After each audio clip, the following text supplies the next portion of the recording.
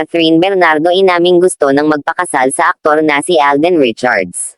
At Daniel Padilla humihingi na ng second chance sa ex-girlfriend niyang si Catherine Bernardo. Lahat ng yan ay ating pag-uusapan dito lang yan sa Showbiz Insider. Isang mainit-init na naman ngang usapin ang gumulantang sa loob at labas ng social media.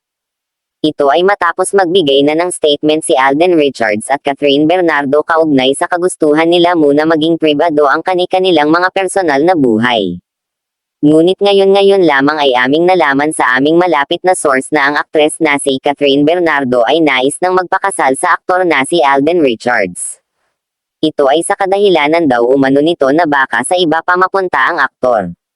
Lingid naman siguro sa kaalaman ng nakararami na kamakailan lamang ay pinahayag ni Catherine na ayaw na niyang nakikitang nahihirapan, at nalulungkot ang sarili niya higit lalo na nga ang sabi ni Alden Richards na ayaw niya talagang nakikitang lumuluha si Kat sa tuwing nakakaranas ito ng mga suliranin o bagabag sa buhay nito. Samantala ay nito lamang nga matapos ang naging breakup ng Katniel ay lakas loob ng inamin at nagbigay ng statement ang aktres na si Catherine Bernardo sa publiko na nais na nitong makipag-date sa aktor na si Alden Richards. Hanggang sa dumating na nga sa punto na nagpapakita na ito ng mga senyales na makikita mo lamang sa isang taong nagmamahal talaga ng totoo. Inamin nga din ni Catherine Bernardo sa naging interview niya kamakailan lamang na noon pa man ay hinahangaan na din ito talaga si Alden Richards dahil sa angking kahusayan nito pagdating sa larangan ng showbiz. Hindi lamang yan, sapagkat mahusay din daw na makisama ang binata sa mga kapwa nito artista. Isa din daw itong mapagamahal sa pamilya, mga kaibigan at maging sa mga fans at supporters nito ay hindi ito nakakalimot magpasalamat kahit na makikita nating magpahanggang sa nag-ayon ay patuloy pa din ang pagsikat ni Alden Richards sa industriya ng showbiz. Hinangaan din ng aktres ang aktor sa taglay nitong kabutihan, marunong din daw itong pahalagahan lahat ng mga bagay na nagbibigay importansya sa kanya sa lahat ng oras. Samantala ay batid naman ng aktres na kagagaling pa lamang nila ng ex-boyfriend niyang si Daniel Padilla sa breakup kung kaya naman alam nito sa kanyang sarili na hindi ganon kadali ang lahat. Subalit anito na unti-unti naman ang humihilam ang sugat sa puso niya. Isa pa nga ay nagawa na din naman na niyang makapag-move on, kahit pa man din matagal ang kanilang naging pagsasama ni Daniel. Marami din na mga chismis at usap-usapan, na di umano si Daniel Padilla nga ay sobra-sobra ang naging panghihinayang kay Catherine, lalo na nang malaman nitong ang manliligaw ni Catherine ay walang iba kundi si Alden Richards. Alam naman ng lahat sa atin na minsan nang pinagselosan ni Daniel si Kat nang dahil kay Alden Richards, lalo pa nga noong nagsama ang dalawa sa movie na Hello Love Goodbye. Dito ay mas lumala pa ang dami ng mga tagahanga, mga supporters at mga tunay na nagmamahal sa dalawa. Subalit sa isang banda ay marami pa din talaga ang labis na nalungkot sa balitang wala na daw talagang pag-asa o second chance si DJ para kay Catherine.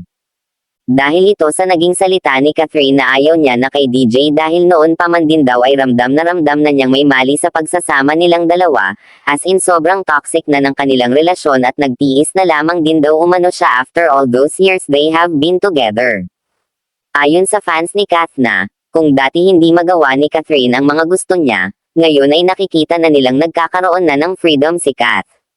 Ayon pa sa netizens na sobrang sarap lang sa feeling kapag nasa right person ka na.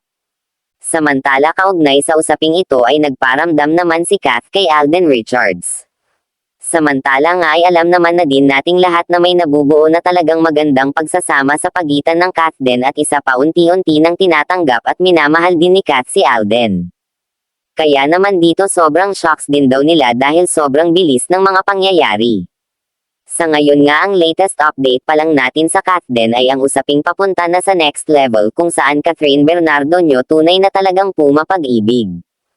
Dahil di umano ay nais na nga nitong yayaing magpakasal kay Alden Richards yan ay usap-usapan na naman sa kabila ng nilabas na pahayag ng Kat din na nais nila ng privacy ay di pa din napigilan ng mga ito na mag-share or mag-update sa kanilang mga number 1 supporters. Ayon naman kay Catherine na, wala naman daw problema basta ang ayaw lamang niya ay nakatatanggap siya ng mga masasamang komento at batikos na wala naman daw talagang katotohanan at nakakasakit na lamang din daw ng damdamin. Dahil ayon dito sa totoo lamang daw ay gusto niya na talaga nang nakapubliko ang kung anong meron o namamagitan sa kanila ni Alden, subalit kadalasan naman daw ay mas marami pa talagang masasamang komento ang naibabato sa kanila ni Alden. Samantalang ang tanging nais o hangarin lamang din daw naman nila ay ang mapayapang pamumuhay kung saan purong pagmamahalan lamang ang namumukod-tangi sa lahat at may malalim na pangunawa ang mayroon ang bawat isa. Kaya ang hiling din ni Kat at Alden para sa mga bashers ay sana daw kung pwede lang ay manahimik na lang ang mga ito at sana sa bright side na lang din ang mga ito tumingin at suportahan na lamang lahat ng mga bagay na kung saan ay makakapaghatid pa ng magandang impluwensya sa lahat. Sa ngayon nga ay yan lamang muna ang ating latest happenings kaugnay sa relationship status ng aktor na si Alden Richards at aktres na si Catherine Bernardo.